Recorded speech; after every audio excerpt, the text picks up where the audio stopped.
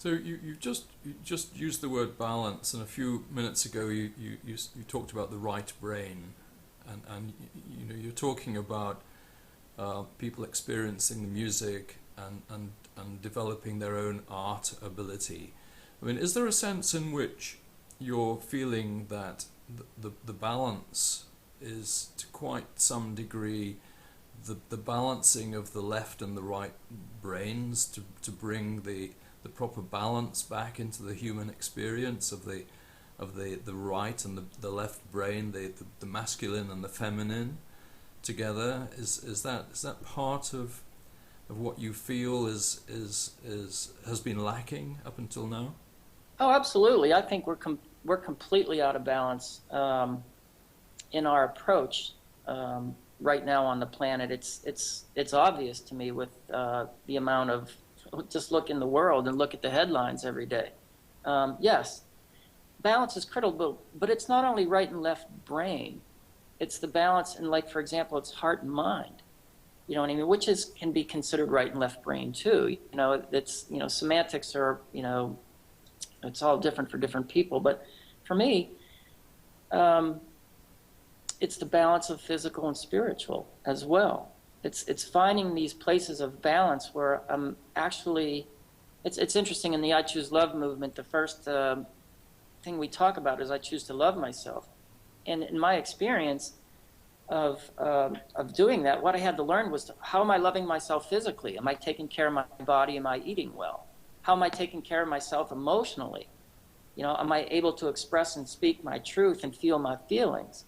How am I taking care of myself mentally? Is my thought process in alignment with love and my heart?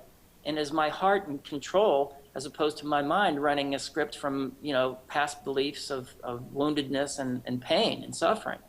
And then spiritually, what am I doing to cultivate an environment for myself where I feel connected to Source? So this is all about balance, left and right brain. They're all important, but they all have to come together. And it's interesting in this CD, I Choose Love.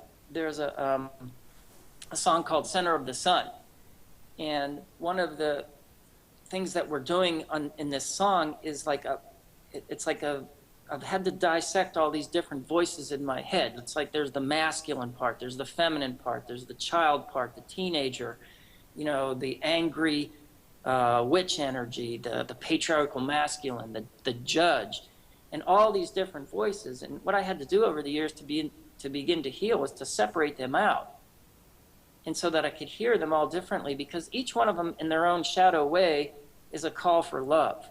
It's like one of the ones that I had to work on extensively was my own self-worth, which, coming through Catholicism, just the idea of feeling worthy of receiving any love at all was, like, wow, which is one of their teachings that I would like to absolutely invite them to reconsider.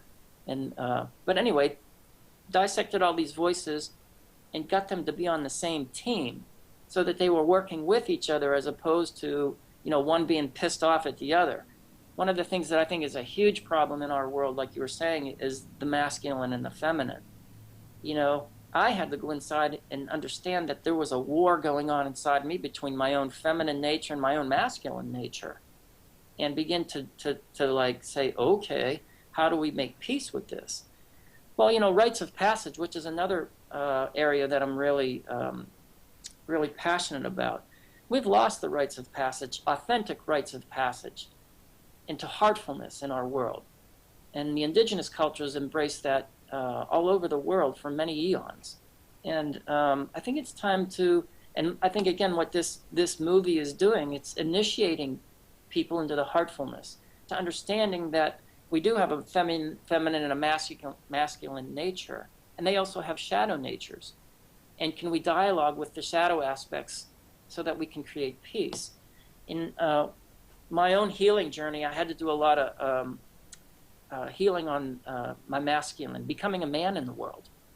I had no idea what it was meant to be an authentic man in the world. And my father did the best he could, but he had no idea how to really teach me how to be a real man in the world. And so I started working with men and understanding that there is something that happens when we do this healing work with men that's unspoken, that affirms us as men, that says, okay, I'm in a male body, and this is the way the genetic encoding or the way that men work is. And it's not to be ashamed of at all in any way, shape, or form. And getting to the truth of that. From that place of being really in my sovereignty as a man, I could then begin to build a bridge to the feminine, and that which was extremely important. And not only the feminine within myself, but the feminine outside of myself, women. And so what I'd like to do right now is invite all of our listeners to begin to take a look at have you done your rites of passage?